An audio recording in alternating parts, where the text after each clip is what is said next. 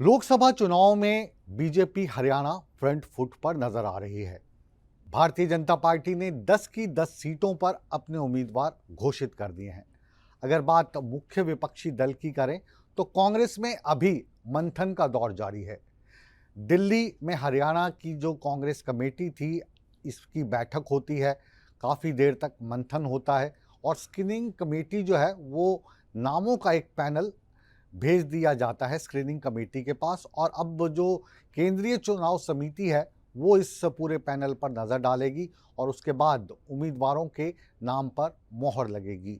यानी कुल मिलाकर अगर हम उम्मीदवार घोषित करने की बात करें तो भारतीय जनता पार्टी ने बाजी मार ली है, लेकिन इन उम्मीदवारों के समक्ष कौन से उम्मीदवार खड़े करने हैं, इस पर सोच विचार करके कांग्रेस अब उम्मीदवारों का चयन करेगी।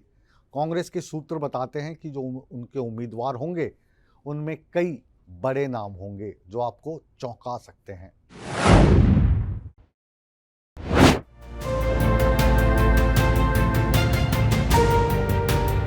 लोकसभा चुनाव का रण छिड़ा है।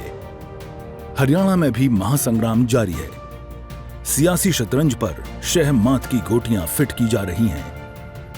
बीजेपी ने हरियाणा की सभी लोकसभा सीटों पर अपने योद्धा उतार दिए हैं, लेकिन कांग्रेस में अभी भी असमंजस बरकरार है।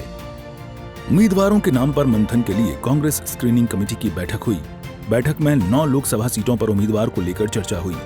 स्क्रीनिंग कमेटी की ये आखिरी बैठक थी।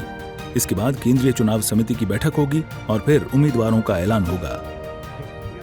आज स्क्रीनिंग कमेटी की मीटिंग हुई, उसमें काफ़ी अच्छी चर्चा हुई, एक सद्भावपूर्ण वातावरण में हुई और बाय एंड लार्ज सभी सीटों के पर एक अप्रोच में यूनिनिमिटी बनी रही।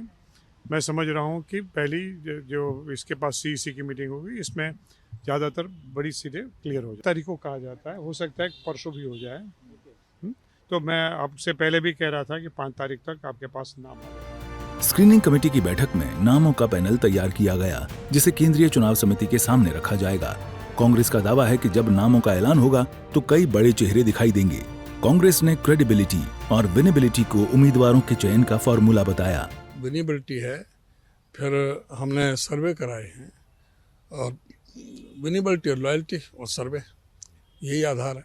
कांग्रेस के सभी मजबूत आदमी होंगे, सारे वरिष्ठ नेता होंगे और जिता हुए होंगे। ये जरूरी नहीं है कि 9 के 9 का एक साथ ही फैसला हो,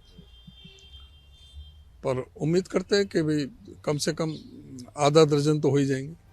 बहरहाल ये देखना होगा कि हरियाणा में कांग्रेस किन चेहरों को मौका देती है और किसे मायूसी हाथ लगती है। काबिल गौर है कि हरियाणा में कांग्रेस 9 सीटों पर चुनाव लड़ेगी, जबकि कुरुक्षेत्र की सीट गठबंधन के तहत आम आदमी पार्टी के खाते में गई है। हरियाणा कांग्रेस की स्क्रीनिंग कमेटी की बैठक में हरियाणा के लोकसभा उम्मीदवारों को लेकर एक पैनल तैयार कर लिया गया है। इसको कांग्रेस की केंद्रीय चुनाव समिति में भेजा जाएगा और उसके बाद 5 अप्रैल को होने वाली बैठक में हरियाणा के कांग्रेस उम्मीदवारों के नामों पर चर्चा होगी। कैमरामैन प्रियदर्शन के साथ दिल्ली से सूर्य समाचार के लिए विनय सिंह।